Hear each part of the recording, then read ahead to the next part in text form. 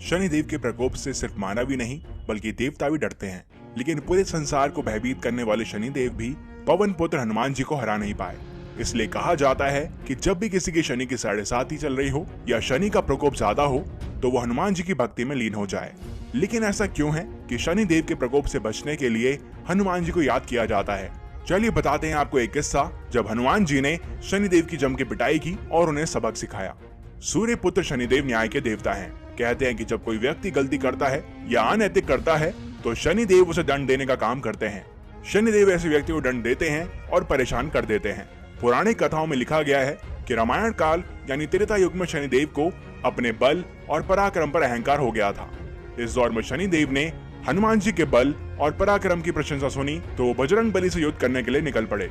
लेकिन उस समय हनुमान जी अपने प्रभु श्री राम की भक्ति में लीन थे और तभी अपने बल के घमंड में चूर शनिदेव वहां आ पहुंचे और उन्होंने हनुमान जी को युद्ध करने के लिए ललकारना शुरू किया। हनुमान जी को शनिदेव के क्रोध और घमंड का कारण समझ आ गया था, इसलिए उन्होंने युद्ध को स्वीकार करने की बजाय उन्हें शांत करना उचित समझा। लेकिन शनिदेव माने नहीं और लगातार हनुमान जी को युद्ध के लिए ललकारते रहे, जिसके बाद मजबूर होकर हनुमान जी को युद्ध करने के लिए आगे आना ही पड़ा। शनिदेव और बजरंगबली के बीच घमासान युद्ध हुआ। स्वयं शिव के अंशावतार और राम भक्त हनुमान के सामने भला कौन टेक सकता था। इस युद्ध का अंजाम वही हुआ जो होना था। शनिदेव को हनुमान जी ने परास्त कर दिया। युद्ध के बाद शनिदेव बुरी तरह से घायल हो गए थे। शनिदेव ने हनुमान जी से दुश्मनी साधी थी और उन्हें युद्ध के लिए ललकारा था, लेकिन हनुमान जी से उनकी पीड़ा नहीं देखी गई। तब बजरंगबली ने शनिदेव पर कृपा करते हुए उन्हें पीड़ा से मुक्त करने के लिए उनके शरीर पर सरसों का तेल लगाया और इससे उन्हें आराम मिला। और तभी से शनिदेव पर तेल चढ़ाने की परंपरा शुरू हुई और अब तो शनिदेव पर लोग तेल चढ़ाते हैं ताकि उनके प्रकोप से बच पाएं। एक किस्सा और है जो हनुमान जी और शनिदेव के बीच हुआ था, जो कि काफी प्रचलित है, लेकिन इसमें युद्ध नहीं हुआ था।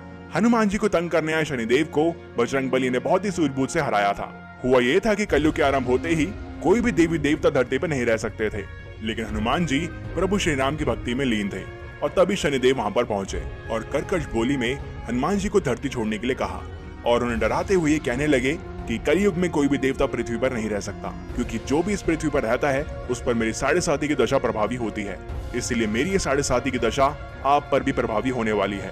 शनिदेव की बात सुनकर बजरंगबली ने नम्रता से कहा कि जो मनुष्य या देवता भगवान श्री राम के चरणों में होते हैं उन पर तो काल का प्रभाव भी नहीं होता है। हनुमान जी की बात सुनकर शनिदेव ने कहा था कि मैं सृष्टिकर्ता के विधान से विवश हूँ। आप भी इस पृथ्वी पर रहते हैं, इसीलिए आप मेरे प्रभाव से कैसे बच सकते हैं। आपके ऊपर मेरी 7.5 अभी से प्रभावी हो रही है, इसलिए मैं आज और अभी आपके शरीर पर आ रहा हूँ। इसे कोई भी नहीं टाल सकता है।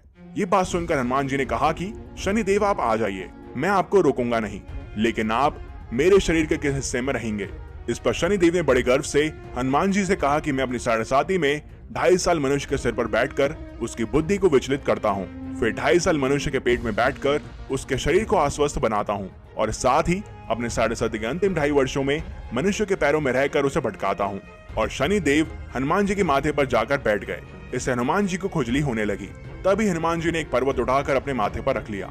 इससे शनिदेव उस पर्वत के नीचे दबने लगे और उन्होंने हनुमान जी से पूछा कि ये आप क्या कर रहे हैं। हनुमान जी ने कहा कि जिस तरह से शनिदेव सृष्टिकर्ता के आगे मजबूर हैं, वो खुद अपने स्वभाव के आगे मजबूर हैं, क्योंकि वो खुजली ऐसे ही मिटाते हैं। ये कहकर हनुमान जी ने एक और बड़ा पर्वत उखाड़कर अपने सिर पर रख लिया था, जिससे शनिदेव पहले से अधिक दबने लगे। पर्वतों से दबे हुए शनिदेव जब पूरी तरह परेशान हो गए तो वो हनुमान जी से ये बोले, आप इन पर्वतों को नीचे उतारिए, मैं आपसे समझौता करने के लिए तैयार हूँ। शनिदेव की बात हनुमान जी ने अनसुनी कर दी और एक और पर्वत सर पर उठा लिया। शनिदेव ने दर्द में कहा कि वो कभी भी हनुमान जी के नजदीक नहीं जाएंगे, लेकिन हनुमान जी यहाँ नहीं रुके और उन्होंने चौथा पर्वत भी लाद लिया।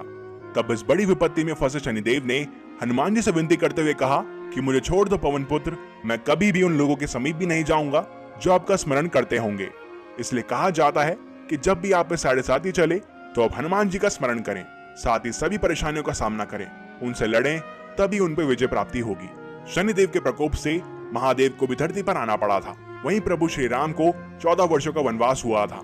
शनि के प्रकोप से कोई नहीं बच पाता, लेकिन बजरंगबली ही अकेले ऐसे हैं जिनसे शनिदेव बैरभाव नहीं रखते। और यही नहीं, शनिदेव हनुमान जी से स्वयं भय खाते हैं और इसका सबूत गुजरात के कष्टभंजन मंदिर में दिखता है। इस मंदिर में हनुमान जी के पैर के पास नारी रूप में शनिदेव विराजमान है और इसकी कहानी ये है कि शनिदेव हनुमान जी से इतने डर गए थे कि उनसे बचने के लिए उन्होंने नारी रूप धारण कर लिया था। हम शनि देव और हनुमान जी के बीच इन किस्सों से ये सबक ले सकते हैं कि जब भी परेशानी आए हमें उनका सामना करना चाहिए। हनुमान जी बलशाली थे, वीर थे और मन से शुद्ध थे। अगर किसी व्यक्ति का मन शुद्ध है और वो वीरता से अपनी परेशानी को अपनाता है तो शनि देव ऐसे व्यक्ति को आगे ही बढ़ाते हैं, पीछे नहीं। अगर आपको ये वीडियो पसंद आई हो तो इसे लाइक करें, शेयर करें, साथ ही हमारे चैनल को सब्सक्राइब करना ना भूलें। इस वीडियो में इतना ही। मिलते हैं आपसे अगली वीडियो में किसी और किस्से और कथा के साथ। धन्यवाद।